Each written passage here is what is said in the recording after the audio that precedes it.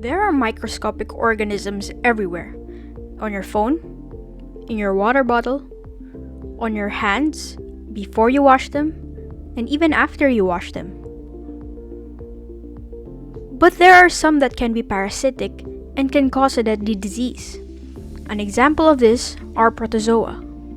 Protozoa are unicellular eukaryotic organisms. The parasitic protozoa can be transmitted by insects or through the fecal-oral route. In humans, these parasites reside in the blood or the intestines. One such protozoal infection is a disease called malaria. This is caused by one or more species of Plasmodium, which is usually transmitted through the infective bite of a female Anopheles mosquito. They are widely distributed throughout Asia, Africa, and Latin America. The infectious stage of Plasmodium, called the sporozoite, is found in the salivary glands of female mosquitoes. When the mosquito takes a blood meal, these sporozoites are released into the human's blood and within minutes attach to and invade liver cells. Within these cells, malarial parasites multiply, releasing more than 30,000 parasites to invade the other red blood cells.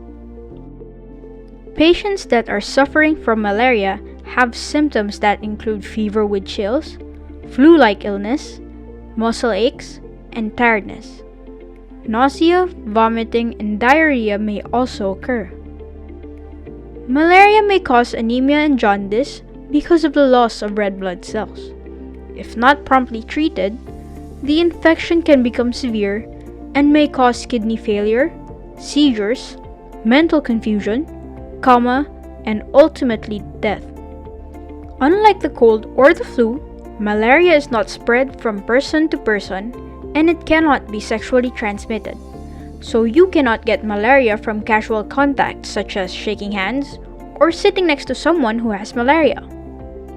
With more than 219 million people affected worldwide and even killing 600,000, billions of dollars worldwide are spent on pesticides, bug sprays, and even mosquito nets to keep them away. And currently, a combination of mosquito control and anti-malarial drugs is viewed as the means to decrease the incidence. The drug of choice is artemisinin-based combination therapy, or ACT, as the first line of treatment for uncomplicated malaria. Artemisinin-based compounds are combined with a drug from a different class. For example, artemisinin derivatives such as dihydroartemisinin, artesunate, or artemether are combined with companion drugs such as lumefantrine, mefloquine, amodiaquine, and others. How exactly does a prescription for this look like? We can take 24 tablets of artemether plus lumefantrine, and it has to be taken for 3 days. Here are the specific instructions on how to take the drug.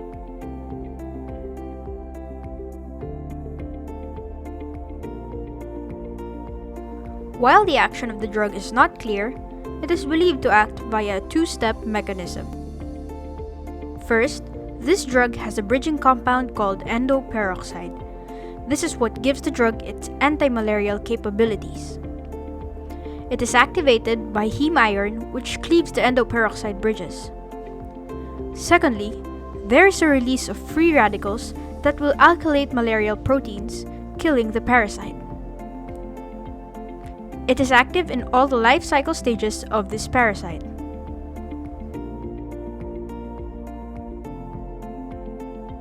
Some of the adverse effects that can manifest when taking this treatment include nausea, vomiting, abdominal pain, diarrhea, loss of appetite, and dizziness. Most of the common adverse effects are gastrointestinal and are usually mild and self-limiting. Some studies have also reported chest pain, itching, poor vision, and shivering as side effects to the medication. Artemisinin compounds are considered acceptable in the second and third trimester of pregnancy, but not in the first trimester. This can only be considered in the absence of effective alternatives. Although artemisinin are generally well tolerated, this medication could also lead to rare but serious toxicities, especially if taken more than what is prescribed by your doctor. It could decrease your neutrophil count, it can cause anemia, hemolysis, elevated liver enzymes, allergic reactions, and it can also cause abnormal heartbeat. What if our drugs don't work?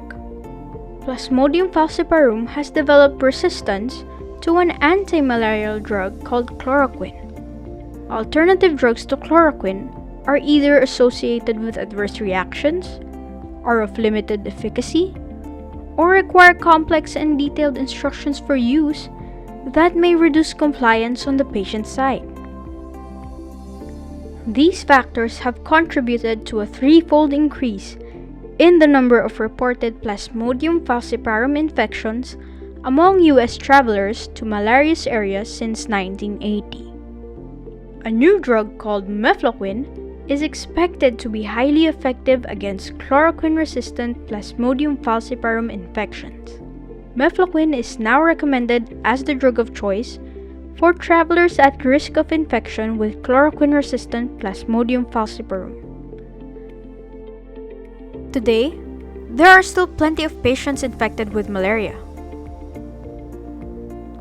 However, because of the unrelentless advancements in science, drugs are continuously being innovated to improve outcomes in different patients with different circumstances. We can only hope that these new drugs can treat the disease efficiently and without worry.